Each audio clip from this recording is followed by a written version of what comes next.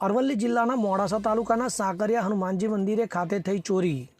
તસ્કરોએ મંદિરના કેબિનની તાળું તોડી કરી ચોરી।